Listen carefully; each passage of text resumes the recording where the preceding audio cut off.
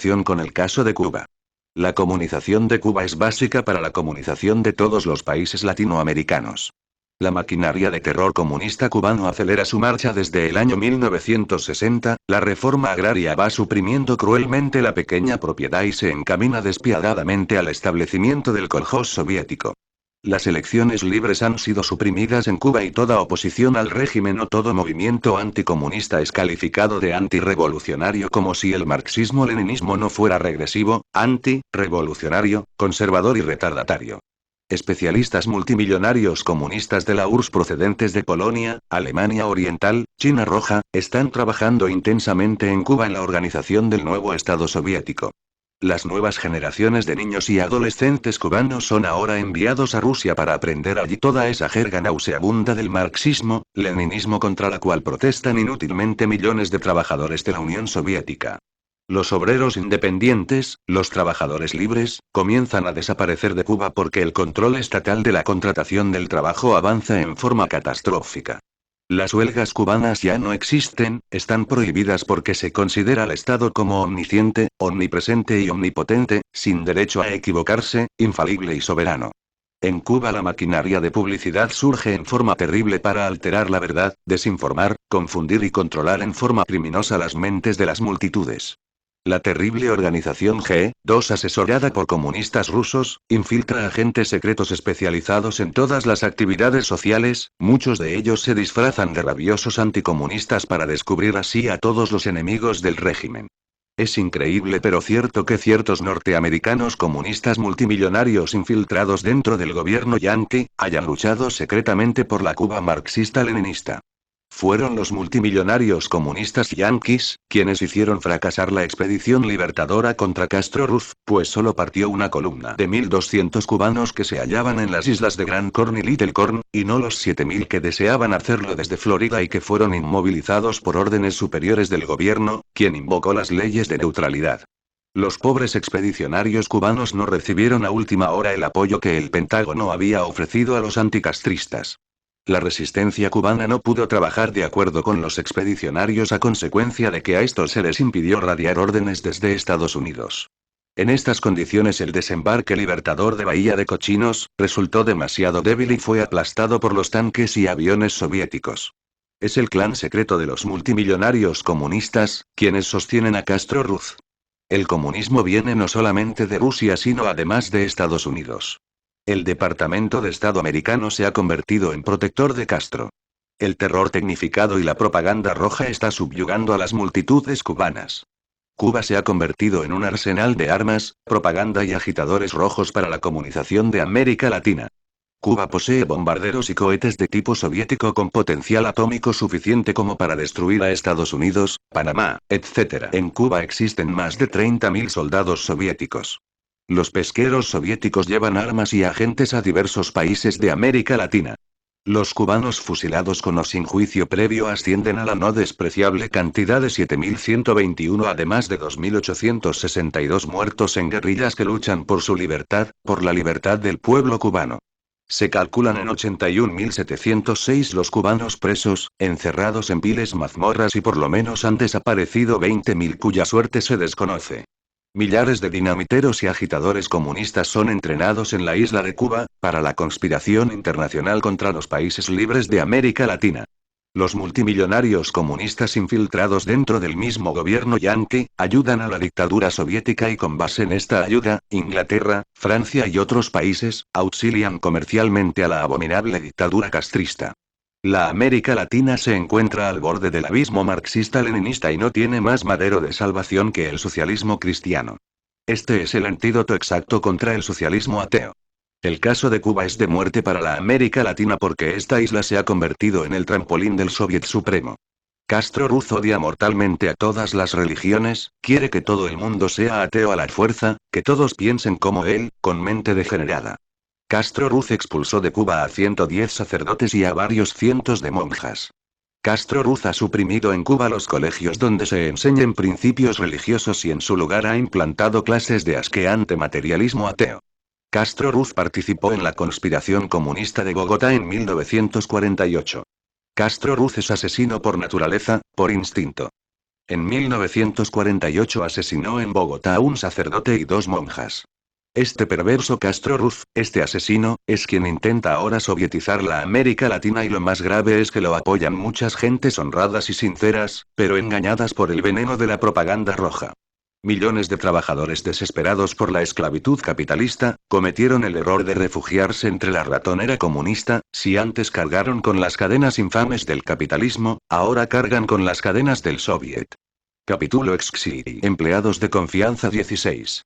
Conseguir que los empleados denominados de confianza de todas clases, gocen de las ventajas de los demás trabajadores, pues, actualmente se encuentran casi abandonados por la Ley Federal del Trabajo, y los patronos o empresas con quienes prestan sus servicios abusan de ellos, además una vez que están viejos o sin motivo alguno les quitan el trabajo, sin darles ninguna prestación, a que tienen derecho por sus servicios, quedando desamparados. Otras veces sin estar viejos se les despide del trabajo sin remuneración alguna. Alejandro Salas Linares, los capitalistas han inventado un truco maravilloso para robarse la fuerza de trabajo de los trabajadores. Aquello de los empleados de confianza es el cebo para atrapar incautos, muchos trabajadores se sienten seguros con este título y hasta presumen con sus compañeros diciendo, soy un empleado de confianza. El truco capitalista de los empleados de confianza, resulta muy caro para los trabajadores. Millares de empleados de confianza en toda la América Latina, son despedidos de la noche a la mañana de su trabajo por el delito de ser viejos o porque le vino en gana al patrón. Existe un dicho vulgar que dice, o todos hijos o todos entenados. No es justo que algunos trabajadores tengan prestaciones y otros no tengan nada, la ley debe ser para todos porque nadie es más que nadie, todos somos humanos y tenemos los mismos derechos. Esto del truco conocido como empleado de confianza, es un halago, una caricia falsa para los engañados trabajadores. Los trabajadores de confianza se sienten halagados con este título falso sin saber que se están poniendo la soga al cuello. La cruda realidad los viene a despertar cuando sin motivo alguno, el patrón los pone de patitas en la calle. Halago, como si dijéramos falago, viene del latín fallo, cefelli, falsum, lo mismo que falsía, falsedad, y falacia. El pobre halaga al rico, el favorito halaga al tirano, eso es la cruda realidad de la existencia. Los cesantes en los países marxistas-leninistas son más numerosos que en los países capitalistas, pero es claro que los comunistas ocultan este espinoso asunto, para crear la impresión de que en el paraíso soviético todo marcha muy bien. Cuando un país cualquiera cae en las garras del diablo rojo, las empresas dedicadas a fabricar artículos de consumo general desaparecen por ser inútiles en la sociedad comunista y los pobres trabajadores van para la calle, sin recibir prestación social de ninguna especie. Sin embargo, esto no es todo, lo más grave viene después, como esos pobres trabajadores no pueden encontrar empleo en otras industrias, quedan a disposición del Estado y después de calificárseles como vagabundos, van a engrosar las filas de los esclavos condenados a trabajos forzados de por vida. El capital del Estado y el capital privado se roban miserablemente la fuerza de trabajo de los trabajadores. Nosotros debemos luchar por conseguir prestaciones sociales justas y verdaderas para los trabajadores cesados o despedidos por vejez u otros motivos, mas si los obreros se dejan engañar por la propaganda roja y el telón de acero cae sobre sus países, detrás de él les espera la más criminal esclavitud de cuantas han existido en el mundo, la esclavitud sistemática impuesta por el enemigo secreto. El Partido Socialista Cristiano Latinoamericano debe acabar para siempre con el truco aquel de los empleados de confianza y conseguir garantías para todos los trabajadores sin excepción alguna. Capítulo Exig libertad religiosa. El comunismo es ateo y materialista. El comunismo es intolerante y despiadado. En el Tíbet milenario las horas chino-comunistas cometieron atrocidades espantosas, violaron monjas que a nadie estaban perjudicando, asesinaron a inocentes sacerdotes, torturaron, encarcelaron, persiguieron a millares de religiosos. En la Rusia soviética el comunismo asesinó a toda la aristocracia cristiana, a todo el clero cristiano y maometano.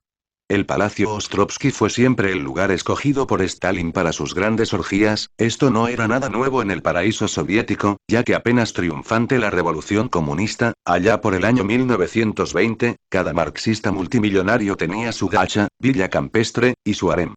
Cerca de Retrógrado, por ejemplo, varios potentados comunistas llevaron a la residencia del gran potentado Rapoport un gran número de muchachas de la alta aristocracia cristiana rusa, que después fueron asesinadas. Lo mismo pasó en Kiev con las hijas de los oficiales del ejército zarista, que dejándose engañar por las falsas promesas de Voroshilov, se entregaron al ejército rojo en 1919. Lenin mismo, personalmente, sin respeto alguno a sus semejantes, cometió el crimen de meterse a las iglesias cristianas y sacar de allí a los sacerdotes a punta de latigazos. El crimen más grande de Carlos Marx fue haber escrito esa farsa de la dialéctica materialista, farsa en la cual él mismo jamás creyó, pues tenía su religión propia, la religión de sus padres. En la Revue de París, Levi Baruch cita un párrafo de Marx eminentemente religioso, Ibid, 1928, en dicho párrafo Carlos Marx defiende el Talmud, defiende la religión de sus padres, habla a favor de los profetas. Todo comunista sabe muy bien que el primer enemigo del marxismo fue Carlos Marx.